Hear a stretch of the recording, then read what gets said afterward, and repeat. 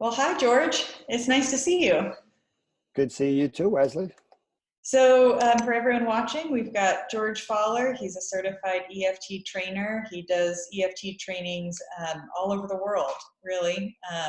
And so he's going to talk to us a little bit today about enactments. And this is just a casual conversation with the hopes of sharing with you all really important information about enactments to help all of our work. So, George, if you could start us out, tell us why enactments are so important. Well, wow.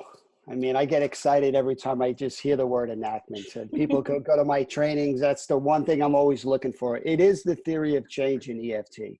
It's not enough to understand something. You actually have to try to do it differently. This is a behavioral change model, and enactments is how we do that. You actually have to kind of get clear about your experience and share that with your partner. So most clients don't want to do enactments. Most therapists don't want to do enactments. Everybody agrees, but if you don't do enactments, you're really not going to create change. I mean, just to really reframe how we see enactments is how we create new neural pathways. Our target is to be doing multiple enactments in every session, because the more each partner can access kind of clearer parts of themselves and share it, that's how they create secure attachment. So if you're going to avoid enactments because if they're uncomfortable, you're not really sure, the clients feel awkward, and we just agree not to do them, then you're not going to get that chance, which really enactments are the bridge of how we get to create that secure attachment. Mm-hmm. Yeah. So it sounds like really it's the thing that is really creating the change between the couple. It's sort of like that magic alchemy step. Awesome. Totally right. And again, I think I want to change people's perception, because most of the time they think enactments have to go well, right? If it's going to create secure attachment, then the person has to be clear and the partner has to be receptive, and it has to be the Hollywood ending where both people respond and comfort each other. And if that works, great, I'll do an enactment. But if that doesn't work, oh, it's a bad enactment. The couple feels bad. The therapist feels bad. And yet, some of the best enactments I've ever done is when it doesn't work, because that's really going to reveal a live block to the process.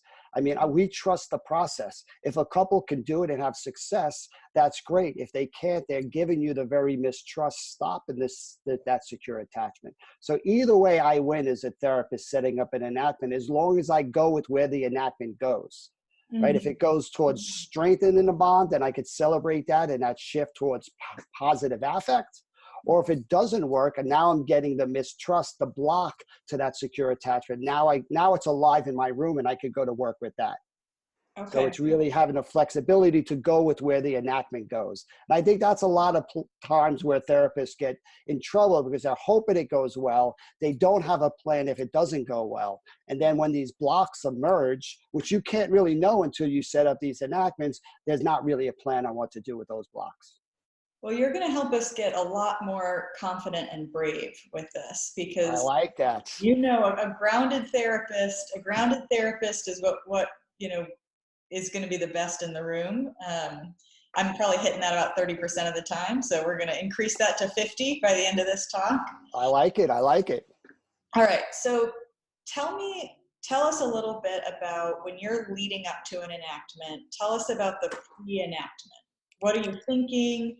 When do you know you kind of have the thing you want to enact? Walk us through the pre-enactment. All right. Well, let's zoom out for a second.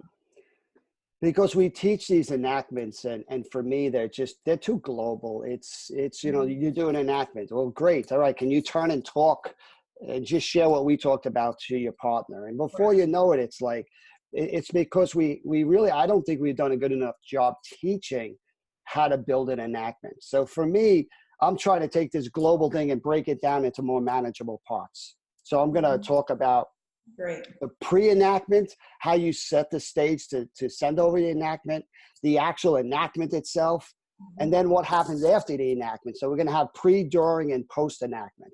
Great. All right. So the pre-enactment, I think that's the most common comment I get, is how deep is deep enough? How do I know I got what I need? How do I send that over? And I think Sue in her new book does a great job with really trying to assemble and make emotions more poignant before we kind of send them over. So how do you assemble that emotion? How do you take that trigger, really give yourself a bodily sensation, try to, how do they make meaning out of that, what their action tendency, right? These are all the elements of emotion that we're trying to unpack so it Mhm. becomes more alive in the room. Mhm. And then we want to send that enactment over, but it's not just like, do I grab a primary emotion and send it over? I want to make sure that primary emotion is alive in the room. So some of the targets that I'm looking for when I'm assembling, first thing I'm looking for, is it new information, Mhm. right? That's usually what we're trying to get clearer about. I feel frustrated when you criticize me. Well, does that sound new? Does that sound like something I want to send over? Mhm. As I start to validate that secondary emotion, I feel frustrated and I make sense of that frustration. And then I start getting to that more primary place where it feels like I'm failing. There's something wrong with me. Well, this is new information. This isn't typically what's shared in the couple's negative cycle. So Mhm. if I don't have new information, I don't really have what I need to set up an enactment. Mhm. That Mhm. new information should also be risky to share. If it's not risky to share, it's not vulnerable, right? Mhm. So if, I guess I feel like I'm failing. Have you talked about that? Yeah, we talk about that all the time. You know, I feel like I'm failing. I tell you, that doesn't feel so new to me, right? Mhm. But if you stay with that a little bit, so if I get it's not new, then I need to go a little bit more. Right, so it's not new. So what's it like that you tell your partner all the time that this makes you feel like a failure, and yet it keeps happening? Well, it feels like my partner doesn't care about me. Oh, so tell me more about that. Your partner doesn't care. How do you make sense your partner doesn't care? Well, there's something wrong with me. Oh, have you shared that? No, I've never shared that. Now I know I have new information and it's risky to share. And Mhm. what's really critical in setting up enactments is that they're really coming from view of self, not view of other. Right. Right? So often people talk about the enactment. I get frustrated and they send over secondary emotion that's focusing on the other person. Well, if you weren't so critical, I wouldn't feel bad. Well, that view of other is going to tend to elicit the defensiveness of the partner. View Mhm. of self is much more likely to pull, that vulnerability to respond to the partner. So Mhm. those are the elements that I'm really looking for as I'm going deeper. Is it new? Is it view of self? And is it risky to share? Right? Mhm. That's all the building of an enactment. Okay. What I'm also looking for is, it's good to highlight the opportunity to really let our clients know the good reasons we're setting up an enactment. This is how they create change. This is how they create secure attachment. And it also might reveal the blocks, but how we're heading them towards the target of more closeness is through doing these enactments. So if Mhm. somebody's reluctant, I want to prime that longing that says, yes, I get why you don't want to take that risk of sharing this place where you feel unlovable or sad.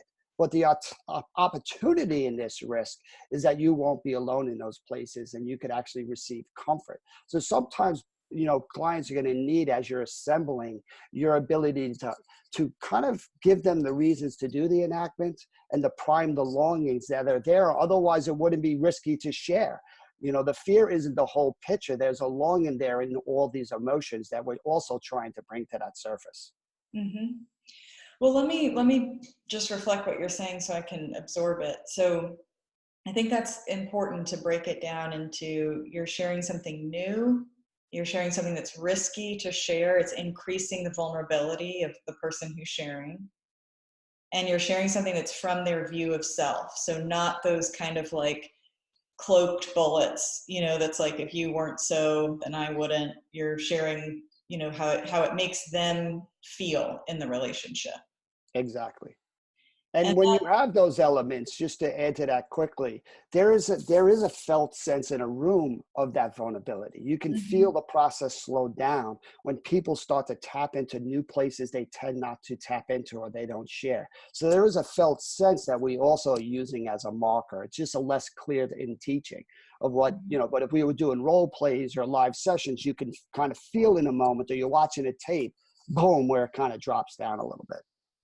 Yeah, so yeah, you can kind of feel the energy shift in the room when you're hitting some of those spots that it's increasing the vulnerability and risk for that person, if I'm capturing that right. You are capturing it right. And let me ask this, because I know, in stage one, I know we're often going to get people who, really, they might be able to name some of the primary emotions, but their bodies are really still in that secondary emotion, Right. anger, frustration. Would you ever set up an enactment from secondary emotion? And if so, how would you shape that? We can do a whole nother talk on that, and certainly working with secondary emotion. And I think it's so important, but in a real simple way. Yes, if the secondary emotion, if you're organizing the function of it or the intention of it, that kind of can start bridging distance. It can be very helpful for us, like a lot of pursuers. If you really stay with their anger, for example, that their anger is their hope, their belief that things might change, that they might get closer to their partner, right? That their anger isn't meant as a club to beat the other person further down. That Mm-hmm. it's really a lifeline for that pursuer. That would be a helpful enactment to start bridging that distance. Or for a Mm-hmm. withdrawer to say, my going away is my attempt to escape the pressure, to reset so I can try again. Because Mm-hmm. that's the irony. The anger and the withdrawal is actually hope, or otherwise people wouldn't be doing it. But the partner doesn't see it as hope. The partner sees it as the worst thing possible. So if Mm-hmm. you're trying to kind of change the meaning, the reframe of these secondary behaviors, that's a helpful thing. It's helpful for me if I was a withdrawer to kind of stand up for myself, and it would be helpful for you to hear it in a different way. So that's what we're sending over secondary enactments. If it's still meeting that criteria, it's sharing new information. That's what a reframe is. It's Mm-hmm. probably risky to share because most of the time when you talk about this behavior, your partner triggers from it. Mm-hmm. Yeah. No, that makes sense, and I like pairing it with the function of it, because number one, it would help the person sharing feel like they're sharing a piece that's like, hey, I'm not this bad person. There's a reason that I'm trying this, even if I know it never works. There's some sort of reasonableness to what I'm doing. And I think it also brings that attachment piece in, because it directly links to the importance of that relationship that they're either protesting or trying to maintain by not escalating conflict. And that's how you know a couple's de-escalated, when they're able to start understanding and taking it less personal because they start to see the meaning the other person has it. Yeah. If your anger is your hope, if I actually took away your anger, I would leave you in a worse place. Now I'm starting to see your anger a little bit differently. I Yeah. still don't like it. I still want you to change it, but I'm taking it less personal, right? That's when a couple is really de-escalated, and it's now safer for them to take the deeper risks, which we're going to do in stage 2. Yeah. And I think you've spoken really well on the anger hope link. And I'm going to link to that video below for anyone who wants to see it. It's a video with Annabelle Bugatti. So do you feel like we're ready to talk about during the enactment? Yes. All So, right. I mean, once you've assembled this emotion and it's alive in a room, a lot of people are setting up enactments that are just, people say, I feel sad. It's not alive in a room. Can you share your sadness? Yeah, I feel sad. And it doesn't have the energy that we're looking for to kind of create those new neural pathways. So really staying deeper, allowing this, the emotion to emerge in the room, now sets up the sharing of the enactment. And a lot of times the sharing of enactments, it takes practice, but most of us have way too many words when we're trying to set up an enactment. There are two different versions I see a lot. One is I'm not really sure because we just spent 15 minutes talking about it. So I just say, all right, can you turn and share what you just talked with me with your partner? And there's like no guidance to that. It's too open-ended. So it's most likely that a partner is going to go to what they know, which is more of that negative cycle. So Mm-hmm. we've done all this work to get all this emotion, but because we don't frame it, it then winds up being shared in a way that triggers the cycle, the negative Mm-hmm. cycle, That right? makes So mm-hmm. we just need to do a better job of helping each other get clear on what is it we're trying to share. And the other thing a lot of us do when we're sharing enactments is we're not clear ourselves as a therapist. So we're hoping they're going to get clearer through the enactment, which is never really a good idea, right? Mm-hmm. We want the enactment to kind of be clear. That's why it's now ready to send over. If it's not clear, we need to do more work. So if I'm like, well, what do you think you need in this place? Can you share that? Can you tell your partner what you need in this place? If I'm expecting my client to be able to figure all of that out through an enactment, that's just too ambitious. It's probably not likely to happen. Yeah. So I like to keep my enactments really simple. I think this the simplest recipe for the enactment is, you know, when the trigger comes from me, I feel this, right? View of self. So the generic, what is the trigger and how does it make me feel about me? That's a nice, simple enactment to kind of send over to your partner. So I'm really trying to get that new information that when my partner gets critical of me, I start to really feel bad about myself. I start to feel like a loser. All of that work is trying to get that to be clearer. Right? So when we're setting up the enactment, for me to turn to you and share, I mean, I could build it. As a therapist, I think it's always good to frame the enactment, right? So I might say to you, say you were this withdrawer who just would let me into this world of feeling like a failure, right? This is the first time we're touching it in a step 3 or going deeper in a step 5. I might say, wow, I might try to respond a little bit first to just kind of create some safety. Yeah, I might say something like, it really touches me that you're taking this risk to kind of fight for yourself in a different way and let us into this place that normally people don't see. And I think you deserve to be responded to in these places. We all do better when people we love come closer to us, right? So I'm just kind of building the momentum to then set up the risk. So what would it be like to turn and share to your partner that when you see her face that feels critical, right? That's the trigger. You see her face, you see her eyes, you see her shaking her head, you're passing the trigger by. I feel like a loser, view of self. Those are really powerful because they're simple, but they're getting right to the heart of the message, right? This behavior triggers this place in me. And that's what I'm trying to send over. Not a lot of words, because if there's too many words, they're going to start bleeding into, yeah, when you get so critical, I wouldn't feel so bad if you weren't so critical. It starts to slip back in, which is fine. Once the enactment starts going sideways, we want to interrupt it and redirect it. But the therapist, we have to have a clear target of what we're setting up in the enactment. So again, what I'm saying is start with the trigger so you know it's alive, right? Your shaking head makes me feel like a loser. You going away makes me feel unlovable, right? It's that view of self. That's the new information. That's the most likely what's going to start pulling that partner closer. Yeah. So that's my map for just right in that moment of the enactment. Simple, but powerful. And a lot of times we could load the enactment is what I'm calling it, right? When you're really trying to get people to see the opportunity that they can have a different outcome. But this is also really risky to do. To look at your partner in the face and say, I feel like a loser. I feel unlovable. I feel like a failure. These are things that often don't get expressed. Right. And that's the crafting of the enactment. And if you feel like you're too wordy, then just say, hold on, let me try that again. You have to give them the words in a simple way. You know, a sentence or two max, because this is just too emotional to do. I can't talk about feeling like a loser while I'm explaining I'm a pursuer who's a recovering withdrawer and all those words. It's not gonna land in that evocative way.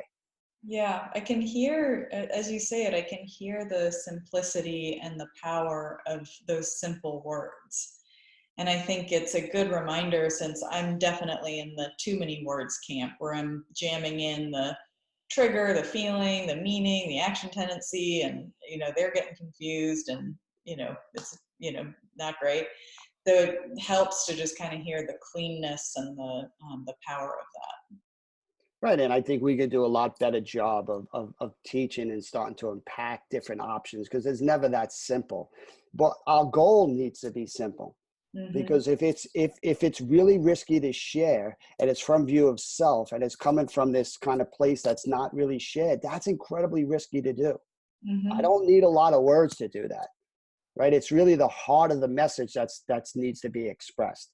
And I think that just takes some practice to try to kind of distill through all those words and all of those feelings and grab the most poignant part of the message, right? But that, again, what helps me is to know that it's going to be this view of self place that isn't expressed. And that's the most important thing I'm sending over. All the other stuff that I use to get there is less relevant.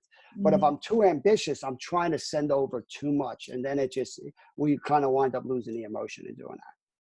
And it's a good reminder you're giving us, just that it is so risky what we're asking them to share. I think, when you see so many clients and you're so steeped in this world, I can forget how risky it is, because I hear it, 30 times a week. And so I don't, I start to desensitize to the risks to them. So it's a good reminder. Yeah. And again, you're not going to create change without that riskiness. And Yeah. to remind ourselves, there is nothing worse than putting your heart in your hand and going over to your partner and being rejected. Well, take us there, George, because those are always the obliteration, right? That's obliteration. So we need that. We need that respect of that. Yeah. Well, so talk to us about the ones that blow up, because I think that's that's all the post enactment. So now we've done all this work, right? Pre-building it. Now we set it up in a simple way, right? Really at the heart of the message, sent it over a view of self. Now we got to be ready for the post enactment, right? Who are we going to go with first? I mean, there's lots of different ideas, and I don't think we want to force people into like a cookie cutter way you have to do it all the time. There are a lot of different options, and we want that flexibility. So there are a lot of us that immediately want to stay with the person who takes the risk, right? Because if you process what it's like to take a risk, you could already start that the person took the risk is already successful. You can already start to highlight the benefit of taking the risk. It usually it sets the stage for the partner to be a little bit more responsive if you start the process with the person taking your risk. So I just want you to think, whoever you start with, there's benefits, and there also might be some drawbacks depending on which direction you go with it first. I know a lot of trainers really love going with a person who takes the risk. I think I might be a little bit different, and I often go to the person hearing first, because for me, what's so critical about that is if it is empathetic, it's the most natural, organic, responsive way So if you share, I feel like a loser, and I hear you, and I'm your partner, and that breaks my heart, and I'm like, I didn't know that, and I want to reach to you. I mean, to me, that's the best response that you can get. So I want to be ready to harness that.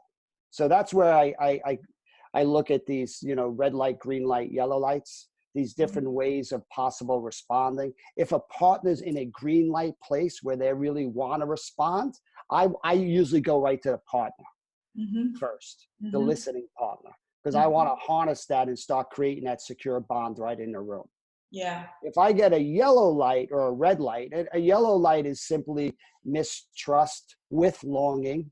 And a red light is just kind of hostility. If the partner's not open, not responding to it, then it might change which direction I'm going to go. So let's just talk about the different ones. But zooming out again, I think therapists need to be ready for all the different possibilities that could happen after the enactment. So the best case scenario is that green light, you get the partner's response, and you're trying to now process what it's like to be responding to each other, which is great for them and great for the therapist. And it's really kind of why we do what we do.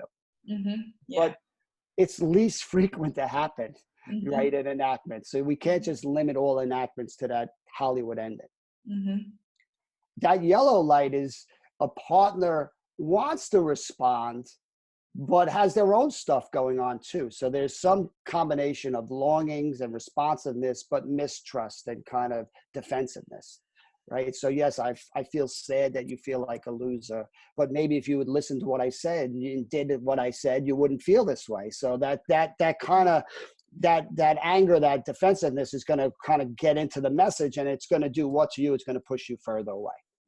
So that, when we get those yellow lights, we're trying to validate that mistrust and then go for the longing. So Mm-hmm. if you would say, yes, you're right. And so often you get into these fights, and if she would listen, you'd be in a better place. And that's really your hope that things are going to be better. So Mm-hmm. I so appreciate how you want to keep bringing that into the message, right? Mm-hmm. But what I also hear you saying is something is different here, that Mm-hmm. you normally don't hear this part of your wife that feels like she's a loser. That's how she makes sense of it. I Mm-hmm. guess, how does that impact your heart when you hear your partner feels like a loser when she can't take your advice? Well, that really makes me feel so sad. I don't want her to feel that way.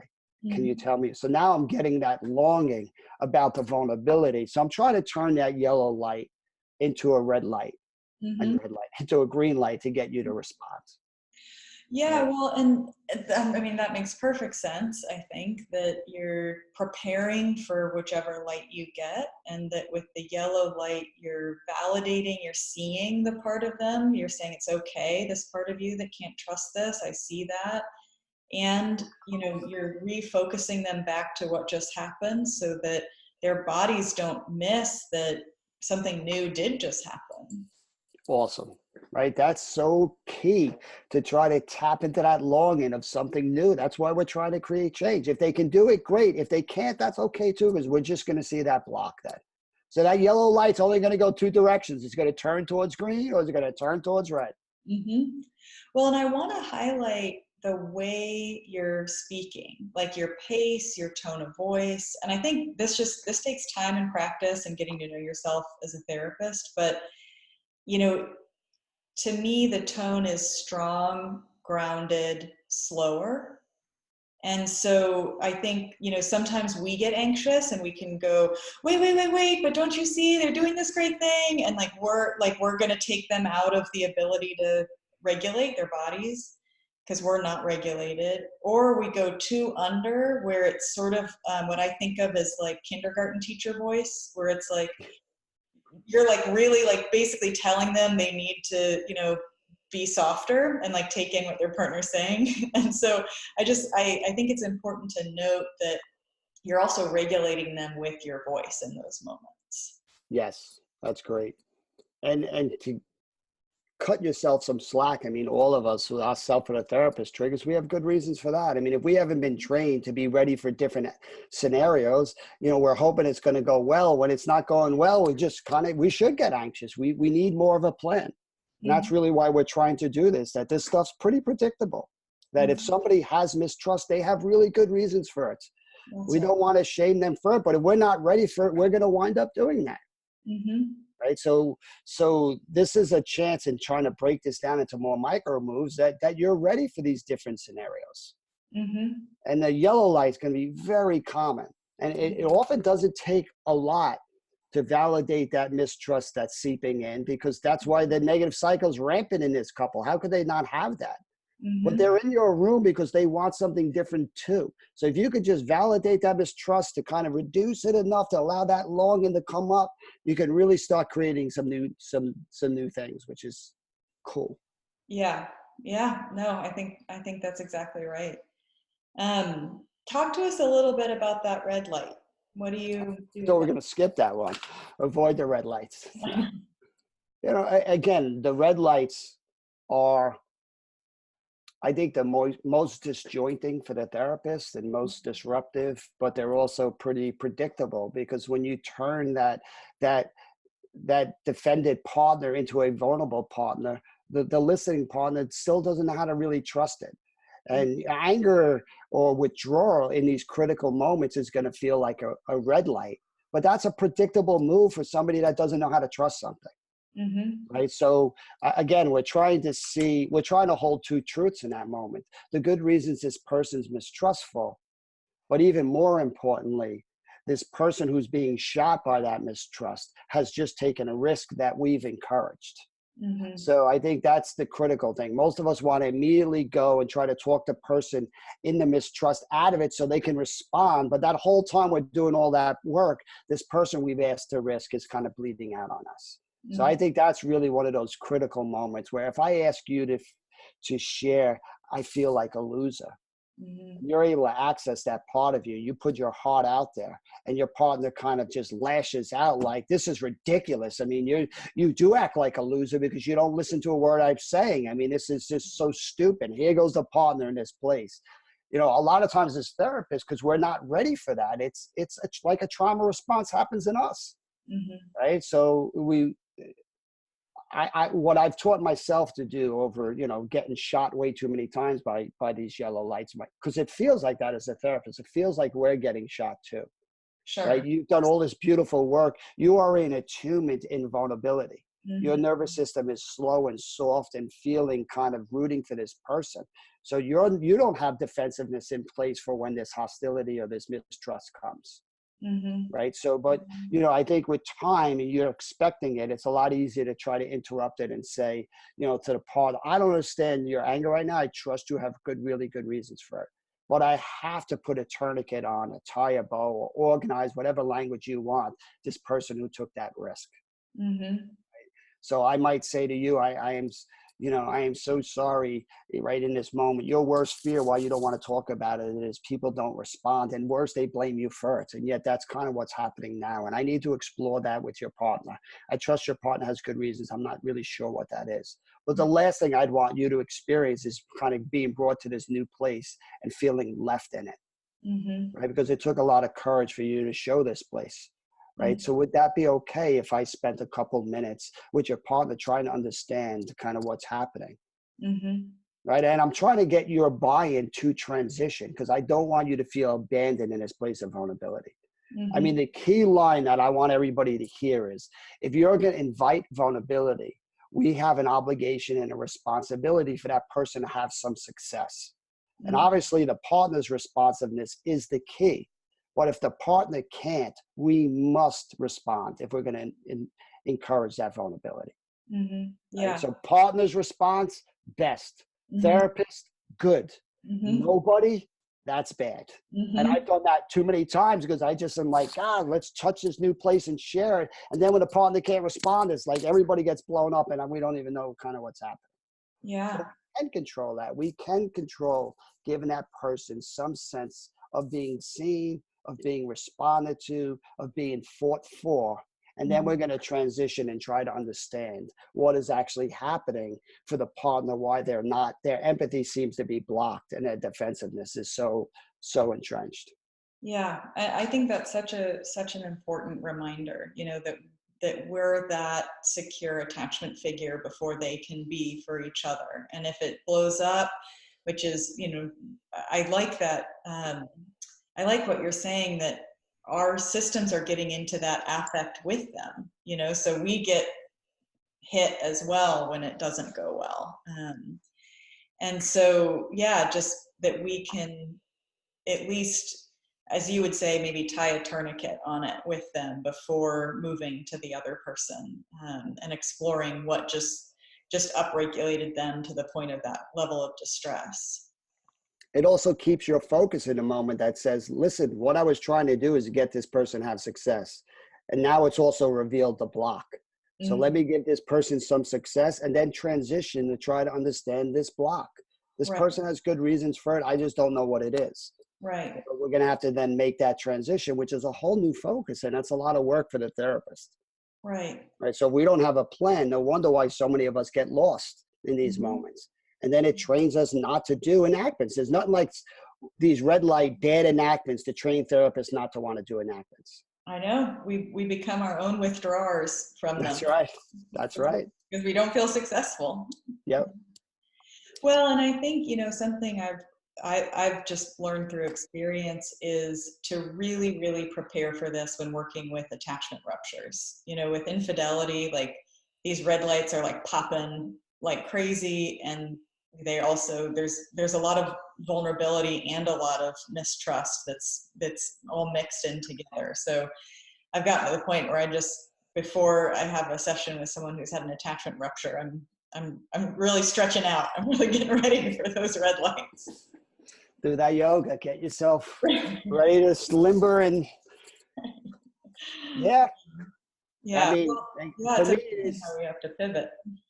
yeah, that's that flexibility to pivot is what's going to be so crucial. And you can't pivot if you don't know where you need to go, if you don't know different steps. So Yeah. that target of that Hollywood ending, which we need to have a clear image of what is it like to risk and be responded to. Can you see that shift from fear that you felt in that enactment? It was new information, right? It was risky to share. There was this sense of vulnerability and view of self, and you sent that over. And if the partner does respond, you should expect a shift. That's why these bodily sensations are so important. I feel like a loser. It's not enough to have that word. When you say that, where do you feel that? I can feel my stomach is nauseous and my chest, it's hard to breathe. And here comes this partner not knowing that, responding, say, I didn't know that. I love you so much. I'm so sorry you're in this place. I don't know what to say. I just don't want you to be alone. And reaches out and gives a hug. You want to come back to these places. So even check in now as your partner's rubbing your hand. You know, I see tears in your eyes and tears in your partner's eyes. Just check back in. How does your stomach feel? How does your chest feel?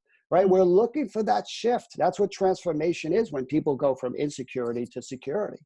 You know, I can feel my stomach's calmer. I can feel I can take a breath. I feel lighter. I feel calmer. I feel, you know, these words are then so important, just like we did earlier, to go deeper. Now we want to help people really unpack this positive emotion. That's because that's trying to install that new muscle memory. That's kind of replacing that negative cycle with a positive cycle.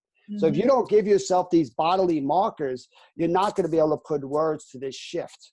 And it's just going to be some conceptual thing. So to me, that's always the target. You know, I have this how I'm building the enactment, during, it's nice and simple. I'm ready for all these post enactments, but the target is working towards, the proof is going to be in your room. Do you see a shift towards positive emotion? That means the enactment was successful. And anything short of that is just more blocks that we're going to just kind of keep just doing the tango around all these different blocks. Yeah, I mean, I think that's helpful, because what you were saying at the beginning, the enactment is the change element in the room. And so to really let them soak in and really understand that within of what change just happened for them, you know, to like let them, you know, really just sit with, that worked, you know, that was successful. My partner heard me. That was less frightening. It is so important to install that. You Yeah. know, again, a lot of times we're just not taught what to do with that. So it's like, it's nice and we don't know what else to say before you know we're talking about the negative cycle again. Right. Yeah. And I think just a good reminder for us as therapists that, you know, that's not redundant. You know, that's not repetitive for, you know, the sake of being repetitive. Like, we're really anchoring the amygdala into this less threatening place. And so that just letting their bodies sit in the fact that it was successful, they feel calmer, they feel more bonded, is so crucial. Great image, right? You are anchoring the amygdala. It's a great image. Yeah. Literally, they need help doing that. Otherwise, they're going to go back to what they know. And a Right. lot of therapists actually want to fade away in these moments. I know I used to do that for years. They'd have this nice corrective emotional experience, and I'd smile and want to give them some privacy. And now it's like, no, they need me more than ever. They really need words to really understand what is shifting for them so they could hold on to it and they could do it without me, which is the whole point. Yeah. And I think that's my development too. You know, I think I'm still in a stage where I have so much cognitive buzzing around my head of like, what am I trying to hit? Where am I trying to go? What am I trying to remember? Blah, blah, blah, blah. That attunement piece, you know, I can sometimes just not attune because I'm not emotionally resonating, and I got a to-do list, right? And I'm Yeah. up there and I'm not attuning with them. So I think you're really talking about that attunement as well. Yeah, and using your attunement as a vehicle to speed up the process. You know, so if you want them to put words to positive affect, your positive affect's going to help. I mean, I would never do now things like this. I'm like, damn, that was awesome. High five. I mean, my engagement level is going to change because I'm seeing this positive affect. I want to kind of feed off it and kind of join them in that place. And this is the first time you've touched this place where you feel like a loser. And not only did you touch it, but you did this crazy thing and shared it. And not Mhm. only did your partner not go further away, your partner came forward and loved you in this place, and you're both beaming with these smiles because it's a new world. The world's just shifted in this moment, and I want to celebrate that. So Mhm. my energy level is going to have to change to kind of join in that. Mhm. Right. Yeah. And like you said, if I'm not ready for it, I'm like, what do I do next? And I'm spitting in all this play. I'm going to fire away a lot of questions. And those questions are going to like pop the balloon of that new affect. And Yeah. again, that wouldn't be your fault. I don't think we've done such a great job in teaching all of these little elements that are pretty predictable in the process. We focus too much on global kind of steps and process and attachment theory and emotion. And we really haven't taught therapists, hey, what do you do in that moment when they shift and they Mhm. bond? Like, Mhm. this is where the practice needs to happen. Yeah, I mean, I think it's all so developmental. I think that's the humility of learning, and the humility of learning a model is beautiful and complex at times as this one. And so I think for any therapist listening, just to have grace with themselves that this is all we get, right? Like I don't get to come out of the womb George Fowler. I just don't. I don't live in a universe where that's handed to me. I didn't either, so I don't know who does. There you go. There you go. Yeah, so we're all in development with this, and I'm lucky that we have people like you who can help guide us. So thank you so much for all of your time with it. Well, you are welcome. And, we need each other. We learn. There's something so redemptive about this model. When any of us are struggling, we have good reasons to struggle, but we're learning from each other. My couples taught me how to do this. I didn't learn how to do this stuff. Hmm. Right. So that's the way I'd want to end with this, that we have good reasons to be scared of enactments. And I'm just trying to change, because if you're going to like fall asleep during one of my trainings, or you're like zoning out in your session, start to wake up around the enactments, because it's where everything starts to happen. It's where the energy becomes the most alive, the most blocks, the most longings. I mean, that's the magic of the model is around these moments. And if we can't get excited about it, and we can't kind of see, I mean, it is so deceptively simple, because you have both partners simultaneously with longings and fears and all these kind of different things happening. So Hmm. it's really, we're going to do a better job. I mean, that's what I'm starting to get passionate about, are really taking these 30-second moments and really setting therapists up for much more success around how to craft them, what to do with them, really help couples harness the magic that's happening in those moments. Yeah, well, I think all of your guidance is helping us get there. And I really recommend watching all of George's other videos. He's done amazing stuff with Annabelle Bugatti. So all of those are on this same page that you're looking at now, and I'll also put links to them below. So soak up as much as you can, because I think all of this stuff is so necessary for our growth as therapists.